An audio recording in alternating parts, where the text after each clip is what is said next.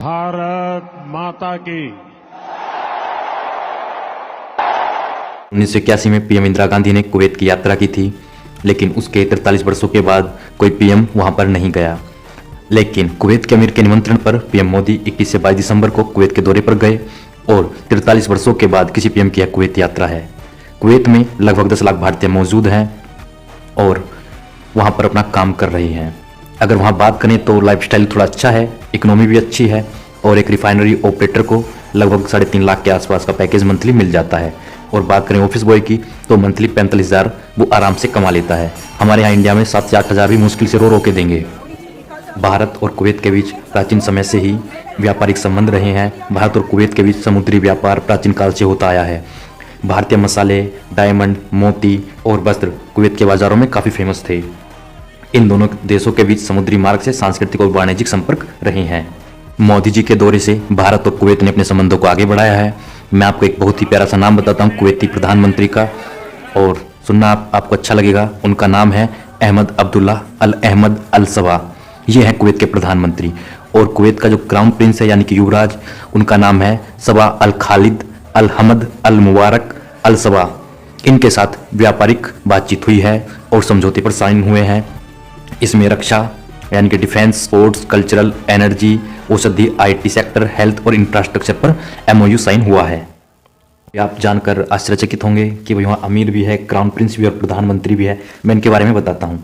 जो वहाँ का अमीर है वो देश का सर्वोच्च शासक होता है, संविधान का संरक्षक उसको बोलते हैं। They hold supreme power over all branches of government. और जो क्राउन प्रिंस है वो अमीर का उत्तराधिकारी है, प्रशासन में उनका सहायक है, यानी कि कहें तो सिलेक्टेड बाय अमीर एंड अप्रूव्ड बाय पार्लियामेंट। और जो प्राइम मिनिस्टर है वो सरकार का प्रमुख है, responsible for forming and managing the council of ministers. और देखें तो अमीर सबसे शक्तिशाली है वहाँ पर। क्राउन प्रिंस और प्राइम मिनिस्टर जो एडमिनिस्ट्रेशन है उसमें मदद करते हैं।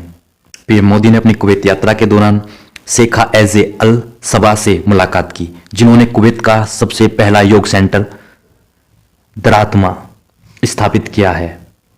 मैं ये तस्वीर आपको दिखा रहा हूँ, इसमें आप देखना, एक मुस्लिम कंट्री है, वहाँ पे पर्दा प्रथा को उन्होंने नकारा है और दूसरा योग भी कर रहे हैं। बस आगे कहने की जरूरत नहीं है, समझने के लिए काफ़ी इतनी चीज़ें। और दूसरी बात, कुवैत यात्रा के दौरान मोदी जी ने अरबी भाषा में अनुवादित रामायण और महाभारत पर ऑटोग्राफ देते हुए लिखा, जय श्री राम, जय श्री कृष्णा। आपने की तस्वीरों में देखा हुआ कि मोदी जी को कुवैत का सर्वोच्च सम्मान द ऑर्डर ऑफ मुबारक अल कबीर से सम्मानित किया गया है उनको। यह किसी देश की ओर से पीएम मोदी को दिया गया 20वां इंटरनेशनल अवार्ड है। यह ऑर्डर मित्रता यानी फ्रेंडशिप का प्रतीक है। इससे पहले यह महान हस्ती, महान नेता थे, bill Clinton, Prince Charles, George Bush जैसे महान नेताओं को भी दिया गया है। मोदी जी अच्छा कर रहे हैं, देशों के बीच संबंध बढ़ रहे हैं, इंटरनेशनल रिलेशन में सुधार आ रहा है। लेकिन अभी आपको पता होगा, शायद आप अपडेट नहीं रहते, अभी एक बॉलीवुड की मूवी आई थी आर्टिकल 370, जिसे कुवैत के साथ Bahrain, Iraq, Oman, Qatar, Saudi Arabia, UAE ने बैन कर दिया था।